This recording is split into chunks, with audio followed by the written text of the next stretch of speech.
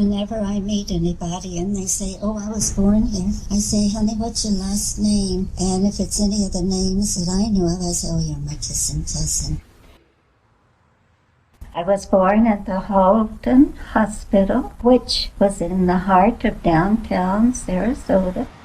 My father worked for the city. He was a city clerk for Sarasota. My father died when I was, I think, in about the 5th grade. And my mother and my brother and I moved in with my mother's father. A.B. Edwards and Francis Lowe Edwards. They became my brother and my legal guardians because our mother, it was during the wartime, she joined the Women's Air Corps, the WACs. We moved in with them on Citrus Avenue in Sarasota. That Sarasota still lives in the garden of my heart. But in a garden, there's always a process of renewal taking place. Sometimes I think about what Sarasota used to be, a tiny little fishing village. Everybody knew everybody. There weren't many cars. There weren't many streets. It was a quiet little town. Never did you ever have to lock your door. It isn't the buildings without the people there to give the spices, the seasoning, each one different. Sarasota wouldn't be today what Sarasota is today. This is Skip Day at Sarasota High. There's nothing like it. Oh, how I wish I could take everybody back to those days. Those days were like the Judy Garland movies, The Boy Next Door, and that simplicity of life. I look at our children, our grandchildren, and our great-grandchildren, and then I say, oh, how I wish you could know that time.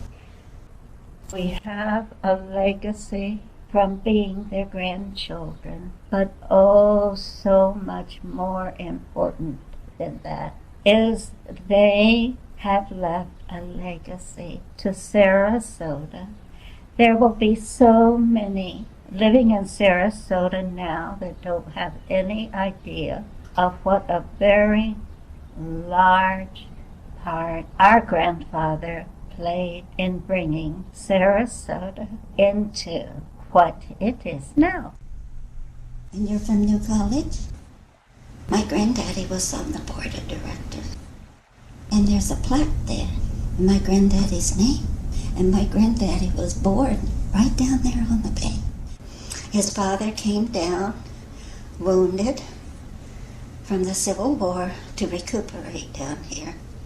And that's how they got established. This actually is history because you know where Myakka State Park is. You know the subdivision right before it, Myakka Valley. And Uncle owned property that backed up to Myakka State Park. He had 3,300 acres that went from the road way back and backed up to the Myakka Park. It was 3 miles from the road to their house. And it was a log cabin. The property was bought and made the subdivision, Myakka Valley, but it still has the name of the owner, Vanderwright, on some of the roads.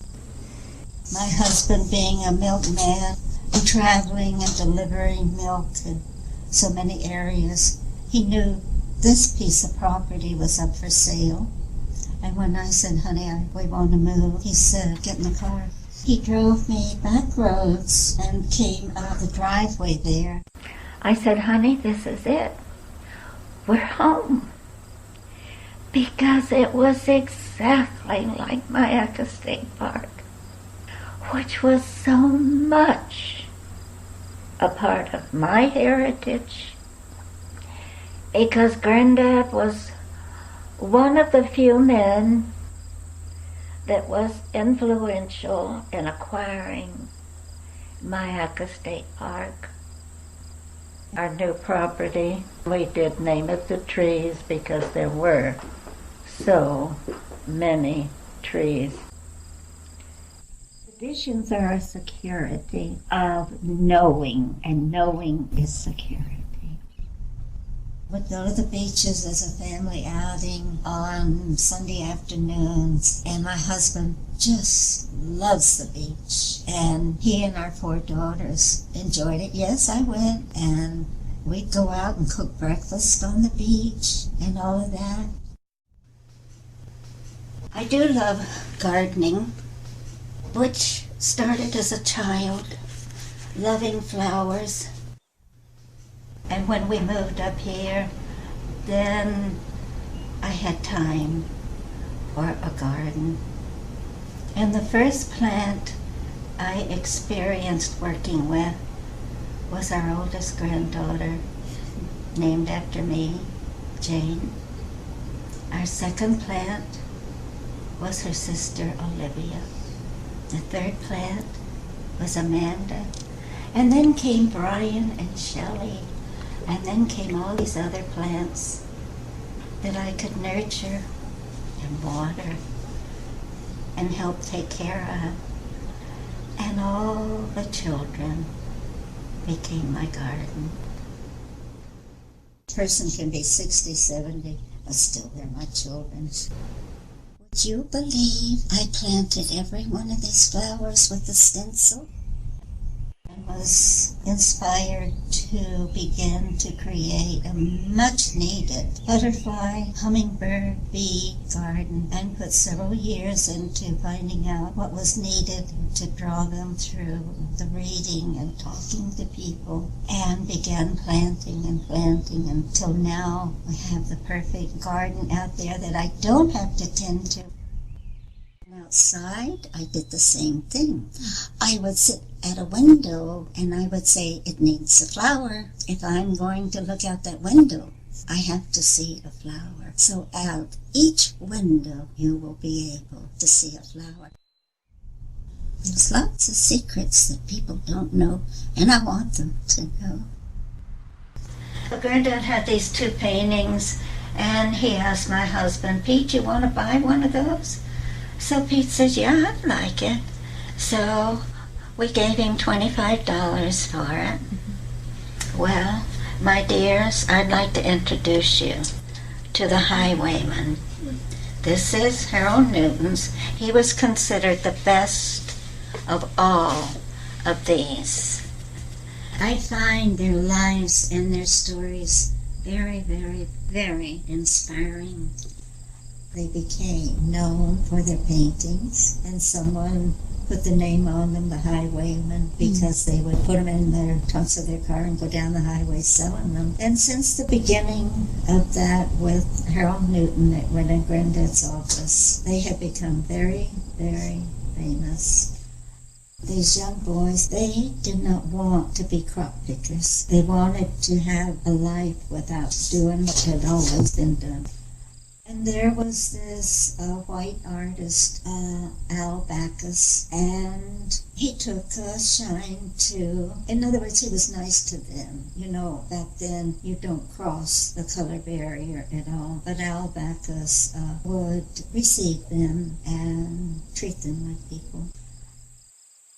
So, for people that aren't artists, they can still create pictures of their own, and I wish more people knew this. You never know what makes an impression on each one of us, and what we value and what we don't value. Hold on to traditions, but don't let traditions hold on to you.